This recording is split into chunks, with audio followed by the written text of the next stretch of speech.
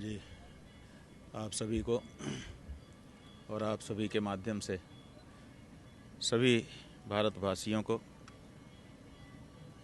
भारतीय नव संवत्सर की हम हार्दिक शुभकामना दे रहे हैं।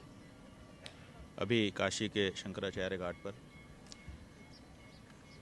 नव संवत्सर के प्रथम उदित हो रहे सूर्य भगवान को अर्घ्य दे करके उनको प्रणाम करके स्वागत किया गया है और आचार्य शत्रुघ्न त्रिपाठी जी के माध्यम से वर्षफल का श्रवण भी किया गया है।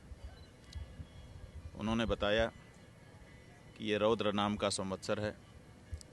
इसमें निष्ठुराः पार्थिवाः रौद्रे ये कहा गया है। इसका मतलब है कि पार्थिव माने राजा शासक इस वर्ष में निष्ठुरता दिखाएंगे, लेकिन साथ ही वर्ष का जो राजा है वो गुरु है, और जिस वर्ष का राजा गुरु होता है माने जिस वर्ष से दिन शुरू होता है वही राजा कहा जाता है। आज गुरुवार है, इसलिए इस वर्ष का राजा गुरु होगा।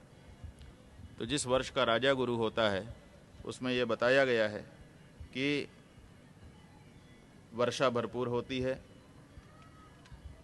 गायें प्रसन्न होकर के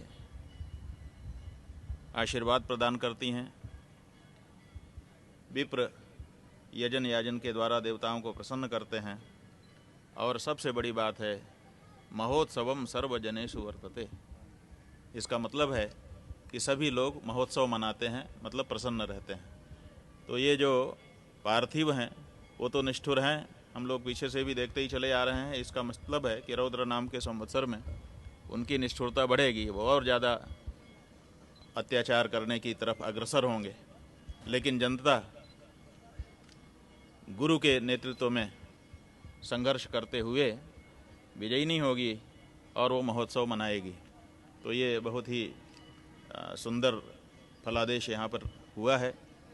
हम लोगों ने आज इस संवत्सर को गविष्ठी संवत्सर घोषित किया है, क्योंकि इसी संवत्सर में हमको गौ माता की रक्षा के लिए युद्ध लड़ना है और लड़ करके उसको इसी संवत्सर में जीतना है, और शास्त्र के उस फलादेश को चरितार्थ करना है जिसमें कहा गया है कि रौद्र नाम के संवत्सर में जब गुरु वर्ष का राजा होगा तो महोत्सवम सर्वजनेषु वर्तते। वो महोत्सव हमको वर्षांत में मनाना है।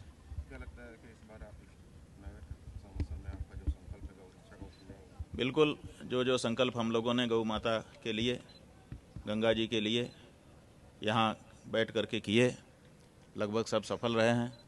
तो स्वाभाविक है कि ये जो संकल्प हम लोग आज नव संवत्सर के पवित्र दिन यहाँ से ले रहे हैं गविष्ठी का, गौ माता की रक्षा के लिए युद्ध का, वो भी सफल होगा। स्वामी जी, इफ्तार पार्टी गंगा पर की गई, मांस देखा गया माँ गंगा को, हमें किस तरह से देखते हैं इसको? बात यह है कि कोई यहाँ पर मांस मदिरा का सेवन कर रहा है और कोई गंगा में क्रूज चला करके होटल, तैरते हुए होटल बनवा करके उसमें लोगों को रुका रहा है और उसमें भी अनाचार ही हो रहे हैं। क्या गंगा जी में होटल बना करके, कमरे बना करके नाव चलाना सही है?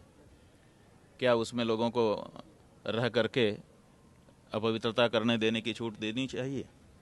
जब आपने कमाई का साधन बना दिया गंगा को, माई नहीं रही, अब आपकी कमाई हो गई, तो फिर कमाई में तो बहुत कुछ आता है।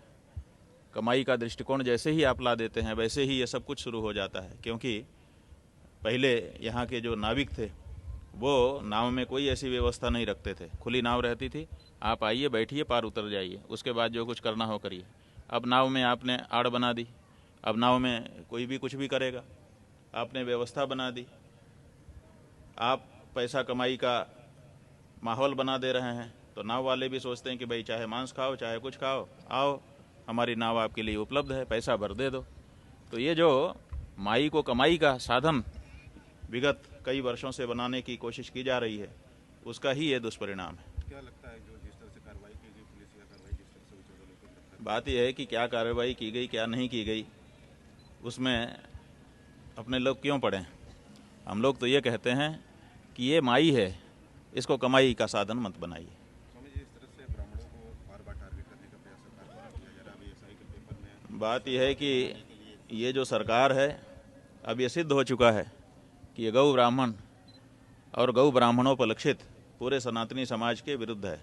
ये हमारे बीच में आकर के हमारा ही वेश धारण करके हम ही को नष्ट करने के लिए कार्य करने वाली सरकार है।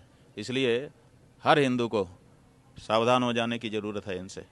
ये कालनेमी हैं, रूप हमारा धारण करते हैं, बातें हमारी करते हैं, लेकिन जब करने का मौका आता है तो सब कुछ हमारे विरुद्ध कर रहा है।